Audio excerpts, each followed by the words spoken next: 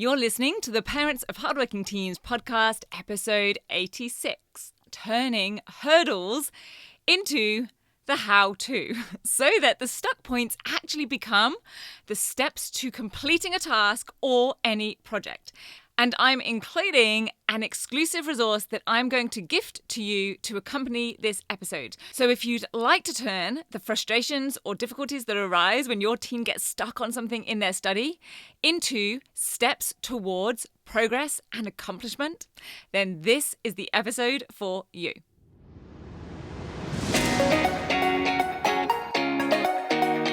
I'm Katie Jones, and with over 15 years in education as an award-winning high school teacher, international external examiner, and as a study coach, I've helped thousands of students skyrocket their results and confidence. And this podcast is where I share all my insights, tactics, and tips with you, the parent, so you can help your hardworking teen get happy, smart, and successful in their study, and have you both enjoy the journey along the way. This is the Parents of Hardworking Teens podcast. Hey VIPs, how are you? I am good. I am in planning mode for how to celebrate our 100th podcast episode. It's not really that far away, 14 episodes away, and I want to make a bit of a big deal of it because seriously, 100 episodes is a big deal. We've got to celebrate progress and just the act of sticking with something or growing and building something, right? And I know from your emails and from the conversations that I've had with so many of you that you get value from this podcast and you find it helpful or useful. So I am going to be keeping right on going. And if you do find value or find this podcast helpful and you haven't left a rating or a review yet, even just one or the other of those would be amazing. Just saying. But more imminently, we also have our monthly Facebook Live happening tomorrow, as of when this episode goes out. That's Wednesday, 21st of Feb. It's on at 7:30 p.m. AEST. Please check your time zone and add on any daylight savings.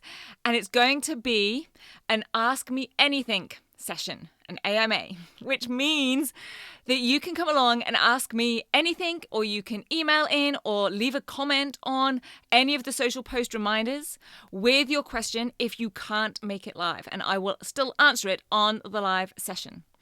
I've decided to do an Ask Me Anything session because I've had recently some really interesting and useful questions sent in from parents, and I want to share a couple of my thoughts that I ended up replying with more widely because I think they might be helpful to quite a lot of parents and teens. And I know it takes a little bit of thought and time and effort and intention to email in. So I wanted to give you the opportunity to ask anything you've been wondering or would just like to pick my brain on. And that is really what these monthly sessions are all about on the Facebook page. I run a free live session on the third Wednesday of each month. So be sure to pop that in your diary for future 7:30 p.m. on the third Wednesday of each month. That's AEST. And it's where you get to ask me your questions, get my live feedback and answers, and a few tips and insights that I've decided I want to share along the way. Now, all of the past sessions are recorded. They are in the videos section of the Rock Solid Study Facebook page. So you can go see what you might have missed so far. And if you're listening to this after the 21st of Feb, you now know where you can go find the recording and make sure to mark it up to come along to a future session. And the theme of getting questions answered links perfectly to today's podcast episode, where we're going to talk about your teen getting stuck on something in their study.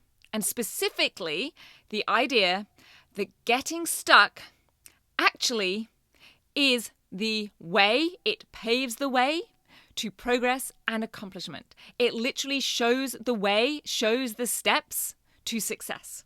So even though it feels like anything but progress in the moment, if we can figure out what is actually keeping your teen stuck or making them feel stuck, if we can determine what they are stuck on, then we have the steps to getting them unstuck. They have their steps to getting unstuck. Because really, when you think about it, not knowing some things or not knowing what to do at certain steps, well, that then becomes the to-do list. Figuring out what those things are, figuring out what or how to do it. That is literally on our to-do list now. Because getting stuck isn't what's keeping them stuck. What's keeping them stuck is not being able to determine exactly why they are stuck, what they are stuck with, and then not having a way to overcome that. Staying stuck is what happens when we don't know what we're stuck on or we don't know how to solve for that. So how do we get out of stuck and make progress? Number one, we literally just figure out what it is that we don't know. We figure out what we are actually stuck on or with. And then two, we decide what we need to do in order to solve for that. And we make that part of the plan of action in terms of completing the task. We create a solution to-do list, and that becomes part of tackling the task. Now, I have a resource that I'm going to gift to you to accompany this episode. It's called 6 Steps to Getting Unstuck. If you want to try and say that fast, please go for it. I will share the page where you can click to get that at the end of this episode, and I will also put it into the show notes. Now, the 6 steps to getting unstuck is a really clear flow diagram with simple yes/no options to step your team through whatever it is that they're working on. You can use it with them to help guide them and ask them constructive questions or help figure out what is the next step. Or you can simply hand it over and have them independently get themselves unstuck. And because it is strategy and skills-based, like almost all of my training, it can be used for any type of task in any subject. So let's consider an example of where this might happen. And I will share an example of where this happened for me recently. Something where I felt stuck and had hurdles and things that were confusing and things that I didn't have a clue how to do. And here's what it was. It was mounting the TV onto the wall. Now, you might think, oh, for goodness sakes, it's pretty simple. Or you might be like, yep, I wouldn't have a clue either. Just like some students might think that an essay is pretty simple and straightforward and they just can get on with it. And others might find that pretty challenging and feel like they don't really know where to start or what to do. And also, like what often happens with study and perhaps your teen, it kind of felt like it should have been fairly straightforward. Like loads of people have their TV mounted on the wall, or loads of students can write essays. It can't be that hard, right? But the instant that my husband and I decided to do it, or I talked my husband into the fact that we should do it, we also instantly kind of went, okay, I have no idea how to actually do this. He won't mind me telling you that we are both pretty useless at DIY, but we are fairly good at, watching YouTube tutorials and figuring stuff out, and also sometimes knowing when we really aren't equipped or skilled enough to do something and we really need to hand it over to someone else. But we figured out that, yes, of course, we first of all need to get a wall mount.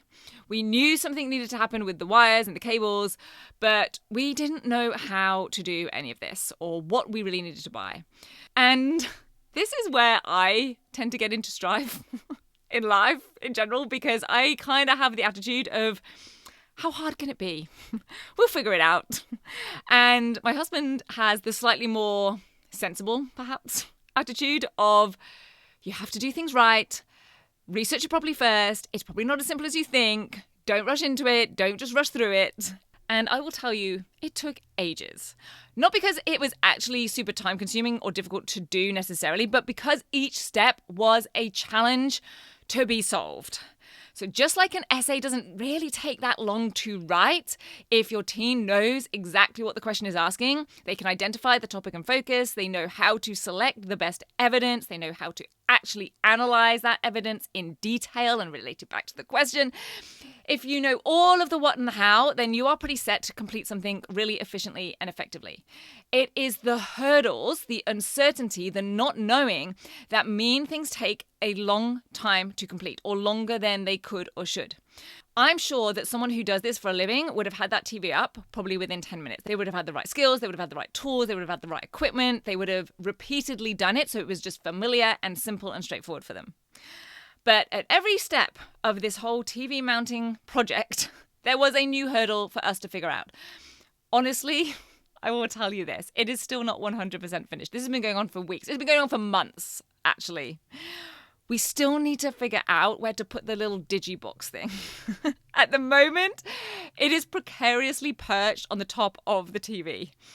And I'll whisper this part. We ended up changing the actual mount. We had to exchange it, go change it back at the shop 3 times because we kept getting the wrong one and we didn't really know until we got it home. So we had 2 exchanges, 3rd mount lucky. Now, of course, I didn't realize at the time that we were doing this, but we were kind of using this system of turning stuck points into steps, into items on a to-do list.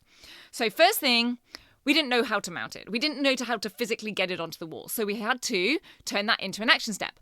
Look up TV mounts online. Look up the different types. What's going to work for our particular wall type and space? What did we actually want it to look like? And we figured that out. So we bought a TV mount. Like I said, wrong one first, swapped it. Still wrong one. 3rd time, got it done. That's actually a pretty good example of putting in a step, thinking that you've done it, but it didn't work out as you wanted, and you've got to repeat it or you've got to tweak it. That's often a part of it, unfortunately. But finally, step 1 was done. Then we had to figure out how to actually put it up. So step 2, what equipment do we need? How do we actually do it? So action step. Watch the YouTube videos, watch enough YouTube videos until we know how, until we've got our own step-by-step how-to. Then it was step 3, where on the wall to actually mount it. What is the correct height? It has to be into a stud. You can't just put the wall mount into the plasterboard. So action step, figure out where the studs are and then measure up the positioning for the television. And then finally, what do we do with the wires and the cables? So next step, look up how to hide the TV cables. Where do they go? How do we connect them? End up buying and installing like a cable tidy routing thing and a runner. And I don't even, kind of my husband took over on that part. As you can tell, I don't really know what happened in that step. Now, like I said, we have now got to another stuck point, where to put the little box, the thing that you actually use the remote control for, how to position that box in a neat and tidy way where the remote can still connect to it. So this isn't a promise that you find the hurdle and you put in an action step and a how-to, and that's it, it's solved. It might not still be a straightforward path of stepping stones, but it will give you the next step, the next thing to figure out or do. And your teen might wish that they already knew it. They might feel like they should already know it. But if they don't, whether they like it or not, figuring that out, whatever that hurdle or that stuck point is the next step. And it's a necessary step in the whole process or task. Now, hopefully, you are seeing the parallel here between this little TV mounting story and a task that your teen might face in their study. It might be a research assignment, an inquiry task, an essay, or even actually planning and then executing revision and exam prep. Because trying to tackle a large task as a whole can often be overwhelming, it can feel daunting, and really one hurdle early on in the process can then make it feel like they're just completely stuck on the whole thing, when that's not actually the case. So whenever your teen has a larger task or assessment, yes, we want them to chunk it down and break it down into steps, but it might also be a good idea to have part of that process starting out by building awareness. What do they know they can do? What do they understand? And what can't they do? Are there any areas that they're a little bit uncertain or unsure? Are there any parts that they don't really understand? And then chunk down the task and the steps from there, including the fact that there might be steps to literally figure out some of the steps before they can go do that thing. Because if they realize that there's something that they don't really know or they're a little bit unsure of, then one of the steps is going to be to figure out that thing. It might be that there is a step to go ask teacher about X, whatever it is. Or they might not be able to ask the teacher. So what are they going to do instead to help solve that sticking point? Do they need to go find a tutorial video online? Do they need to go back and reread the chapter of the textbook on whatever the topic is that they're doing? Do they need to book in a coaching session or attend a group coaching call if they're a Next Level or a 10WGT student? These are all steps of their action plan. Each thing is a step in the path to progress and on the way to completion. They cannot be skipped. And it is therefore not really helpful to see them as added extras that are just adding to the workload, becoming a burden. It's more helpful to see the hurdles and the stuck points as the steps to success. Going through in detail everything they need to do and know and action and complete, including solving for things that they're unsure of or things that they don't know, that then creates a full blueprint that they can then follow. So a hurdle or a stumbling block or something that your teen is stuck on is actually one of the keys to completing the overall task or achieving a goal. The thing that we are stuck on literally highlights the things that we need to then do. Because the how-to, the blueprint to accomplishment, is to conquer and overcome each thing that is in between where your teen is at now and where they want to be. And in this case, that might literally be where they are at now, having not yet written the essay, to the finished essay or their completed exam block, with the grades that they want and without extra stress and struggle along the way.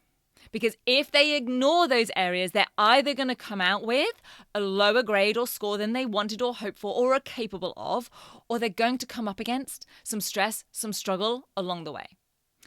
Now, as I promised, if you would like a flowchart of that path to accomplishment with some of the most common hurdles and things that I see keeping students stuck in their assessment tasks, in their everyday study, some of which students have often not really considered might be keeping them stuck, and at each step have me show them what to do to solve for those, you can get your copy of my 6 Steps to Getting Unstuck resource. It is at the episode 86 podcast webpage. So that is www.rocksolidstudy.com/86. The digits, the numbers 86. And in this flowchart, it literally asks them things like, have you identified the command word of the question? Yes, go this way. No, go this way.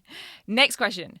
Do you know the aim or objective of the task? Yes, do this. No, do this. So that link again, www.rocksolidstudy.com/86. I will put that as a direct hyperlink in the show notes so that you can grab that resource for free to be able to constructively help your teen if they get stuck, or just to hand over to them so they become more independent in getting themselves unstuck. But what I'd really love most of all for you and your teen to take away from this episode is that idea that the stuck points are not necessarily negatives. They are literally the steps to success or accomplishment or completion. The hurdles are the how-to, and we use them to create a clear path and, more tangibly, an action plan or a to-do list. So I hope that helps reframe things a little bit, maybe in those moments of overwhelm or of frustration, and turn them into something a little bit more productive. So I hope you have a great rest of your week. I will meet you back here next week. Take care, and I'll see you then. Bye. If you're ready to have your teen achieve their best possible results with less stress, then I want to invite you to enroll them in the 10-week Grade Transformation Program, where they're going to learn the key concepts, skills, and strategies to catapult their performance in assessments and exams. It's risk-free. They either achieve bigger and better results with a whole lot more confidence in 10 weeks, or we refund you in full. Just head over to www.rocksolidstudy.com/program, and I'll see you there.